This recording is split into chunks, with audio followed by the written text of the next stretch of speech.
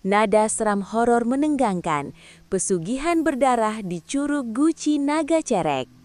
Sebelum menyimak, bila Anda belum subscribe, silahkan klik tombol subscribe dan nyalakan loncengnya, supaya tidak ketinggalan dengan cerita legenda pesugihan lainnya.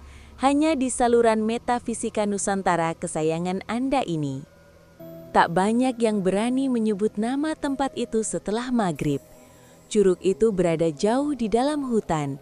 Jalannya licin, penuh akar besar seperti ular melata. Konon, di balik tirai air terjun terdapat curug batu menyerupai guci raksasa berukir kepala naga. Di sanalah perjanjian dibuat. Ritual hanya boleh dilakukan pada malam Jumat Kliwon, tepat pukul 00.13. Syarat ritual: orang yang hendak melakukan pesugihan harus berpuasa mutih selama 7 hari, hanya makan nasi putih dan air, tidak menyentuh istri atau suami selama masa puasa, membawa ayam cemani hidup, kain kafan 1 meter, kemenyan hitam, uang logam kuno 99 keping, rambut dan kuku sendiri yang dipotong saat tengah malam, dan yang paling berat, membawa janji tumbal dari garis keturunannya. Malam perjanjian. Pria itu bernama Jatmiko. Hutangnya menjerat leher seperti tali gantung. Ia datang sendirian. Langkahnya memasuki air setinggi lutut. Air terasa hangat, aneh untuk air pegunungan. Ia duduk bersila di depan ceruk guci batu. Kemenyan dibakar, asapnya tak naik ke atas, melainkan turun dan menyebar di atas permukaan air seperti kabut hidup. Ayam cemani disembelih perlahan. Darahnya ditampung di batok kelapa, lalu dituangkan ke pusaran kecil di depan guci. Air yang tadinya jernih berubah kehitaman. Dari balik gemuruh air terjun terdengar suara gesekan batu. Perlahan, mata naga di ukiran guci menyala merah. Suhu mendadak dingin. Suara berat terdengar bukan di telinga, melainkan langsung di dalam kepala. Apa yang kau cari, wahai manusia tamak?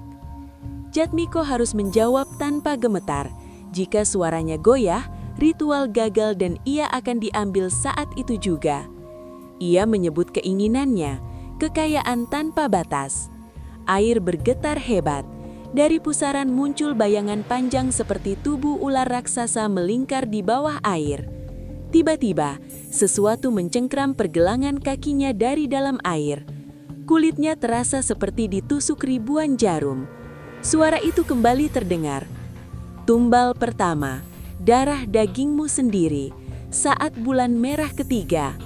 Sebagai tanda perjanjian, Jatmiko harus meneteskan darah dari lidahnya ke air, membungkus ayam yang telah mati dengan kain kafan, dan menguburnya tepat di bawah aliran air tanpa menoleh ke belakang saat pergi. Ia melakukannya, namun saat berdiri untuk pergi, ia mendengar suara anak kecil tertawa di belakangnya. Ia hampir menoleh, hampir. Jika ia menoleh, konon tubuhnya akan membatu menjadi bagian dari tebing. Akibatnya, dalam 40 hari, hidup Jatmiko berubah drastis. Ia menang lotre, proyek datang bertubi-tubi, sawahnya panen luar biasa. Namun setiap malam, ia bermimpi tenggelam di air hitam. Anak sulungnya mulai berbicara sendiri, menggambar naga besar di dinding dengan arang. Pada malam bulan merah ketiga, gerhana total, anak itu hilang dari kamarnya. Jendela terkunci dari dalam, lantai kamar basah seperti baru tersiram air terjun. Di Curug Guci Naga Cerek, warga mendengar gemuruh lebih keras dari biasanya. Beberapa orang melihat bayangan naga raksasa melingkar di balik air terjun.